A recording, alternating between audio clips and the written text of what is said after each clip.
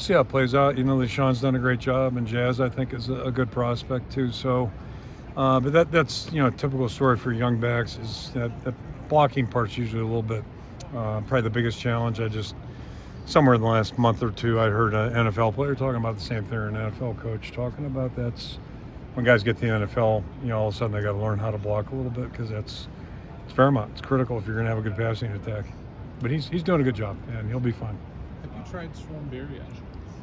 I haven't. I haven't. So I will, though. I'll promise you I will. I'll make sure by the next time we get together I will. Who just told me it was really good? Somebody yesterday was actually talking about it. Have you tried my daughter, maybe? Swarm vodka yet? No. I haven't tried any vodka this summer, so not that I have anything against it, but no, I haven't had any. How much more do you like this as a one-day event? A lot. Yeah. A lot. It was a marathon. Although, I used to take the guys out to dinner. Sure. That was enjoyable, but I'm okay with this. Yeah. So your depth chart came out today. A lot of times we have to tell you what it says. I looked at it on the plane. Okay. So DeYoung ahead of Colby. We talked about a lineup there. Is there anything? Right now, don't even worry about it. It's as I've been saying, it's probably 8-9 guys competing for a starting job. Maybe more. Who knows? I mean, we'll see.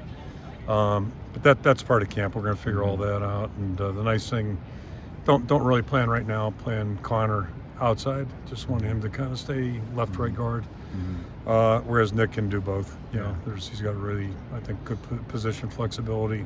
With Dejan out, he had to work all tackle basically in spring and did a really nice job. So just, you see him being a lot more comfortable with what he's doing. He's got confidence in what he does now, and that's reassuring. So, it's wide open. Everything right now is, we'll know a lot more here in about 4 weeks.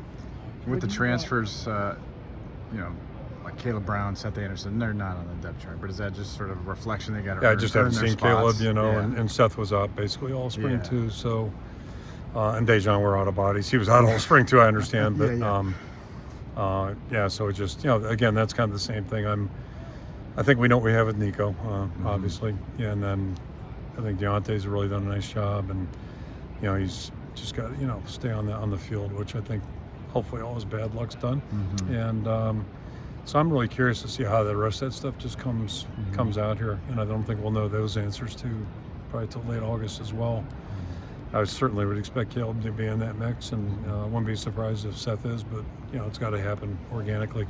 Let's just asking James Franklin about Marvin Harrison Jr. Yeah. When you think of that guy, does he remind you of anyone, and how does he beat? He's just such an unusual player.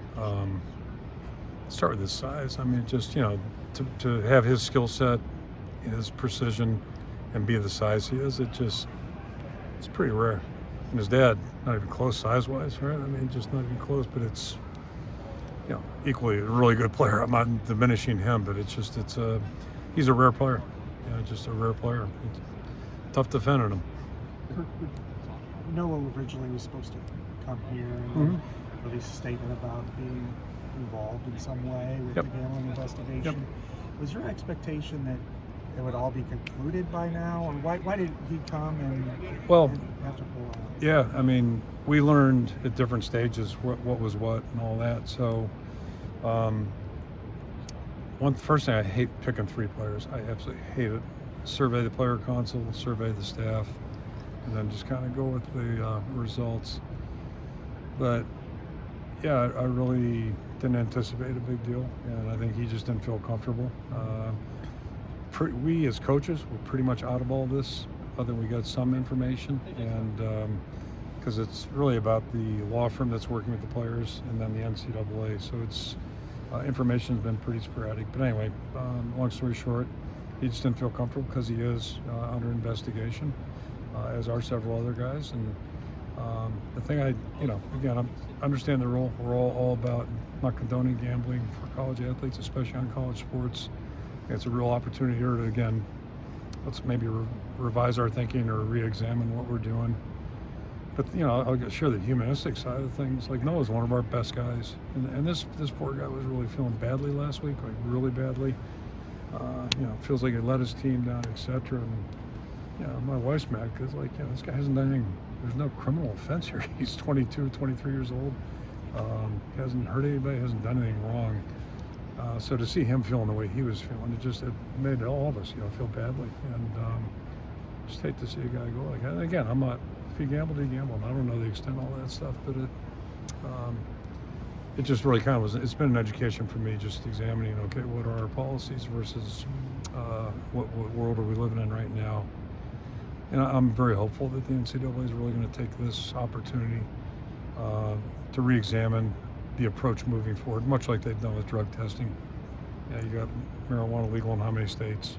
And we were, you know what I mean? It's just, and I'm not supporting marijuana usage either, but I think we got to be reasonable about how we do it. And I think, whether it's drug usage or betting or a lot of things, the best thing to do is be really proactive educationally.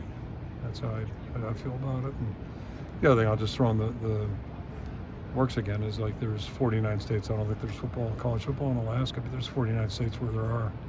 Promise you, the guys in our investigation at the other school aren't the only ones that could be in an investigation. So let's acknowledge it. Let's admit what it is, and let's figure out how to approach it intelligently moving forward. Do you think you're going to lose? Your players are going to lose games? Don't know. I don't even want to project. I'm encouraged that the new standards came out. At least that to me is a signal that they are paying attention to what's going on. There have been more than a couple signals that what's going on at the NCAA is encouraging. Seems like there's a new life there, which is great. So we'll see. We'll see what they come up with, and it could be a range of things. It could be education for the players, could be suspensions. I don't know. We'll just deal with whatever it is when it comes forward. Kirk, one of the athletic department's supporters is a casino. Does that make things harder to? That's what I'm saying. It's just so. And again, my son James is telling me that it's on game day. I don't watch College game day. I'm sorry to admit that, but just don't do it. It's superstition. But they're talking about spreads and all that. And we got a really fancy TV system now. We got YouTube TV, right? So I got ESPN News, not just 1 and 2 like we used to have. Mary's opened the budget up a little bit. So I got ESPN News on, and they got lines on the opening day college football games on the left. I'm like I don't pay attention to that stuff. Now I am. It's like, no kidding. So to think that kids aren't going to be attracted to that, and I understand they give you the bet with us and we'll give you $300 free dollars of you can lose 300 of our dollars, and then you'll lose all the rest of your money. It's just like let's acknowledge that and let's deal with it in a common sense way. That's all. It seemed like on stage over there you indicated you didn't think any of your players had bet on Iowa or anything like that. So I've again, there's a lot of stuff we don't know. Yeah. I'd like to think I would have known that by now. Yeah. I think that would have probably come down to us. I don't want to speak because there's a lot of things we're unclear on. Not because I can't, because I don't know. Yeah. But I'd like to think if they knew that, they would tell us, because that. I mean, you can't do that. Yeah. You can't bet on Iowa. You can't bet against Iowa. That's common sense too. But I have no indication. I think a lot of it's harmless, and I know each and every individual at this point. I know who's involved, and these are all really good guys. So again, I think it's just emblematic that this is something going on everywhere, probably. There's been a lot of talk about player safety and hazing. How do you make sure something like that is not in your locker room, and how does something like that even take root? Yeah, you can't make sure of anything. It's just that's where I think it's really important that you have strong leadership internally. It can't just be the coaches, because coaches can't be everywhere. And that brings up a topic like I'm not a big one. I don't go through the locker room a lot unless there's nobody there. Like at the end of the day, I might go through to see what it looks like. Is there crap on the floor? Things like that bother me. But I'm not in there, on a routine basis. Some of our coaches do go through there, but you like to think somebody's going to come forward if there's an issue. You like to think that. But I'll go back to what I said about Bill Walsh's book. He back in the era when hazing was thought to be common practice, I think, it was accepted. He never believed in it, and I think that's why he's ahead of his time. It's just, you're trying to build an organization, you're trying to build a team where people feel like, they're welcome there, they belong there, and an opportunity to earn respect. And we tell all of our guys they're selected. Nobody just walks in the building and joins our team. You have to go through a process, walk on or scholarship. And so everybody starts on equal ground. Now, if you're a clown and you're not going to class and all that stuff, well, yeah, you might go down a little bit. But everybody deserves an opportunity to do things that they want. College football should want to do. Get a degree, have a good experience in football. And I'll go back to my experience in the 80s. I marveled when I got here, just the closeness that the team seemed to have.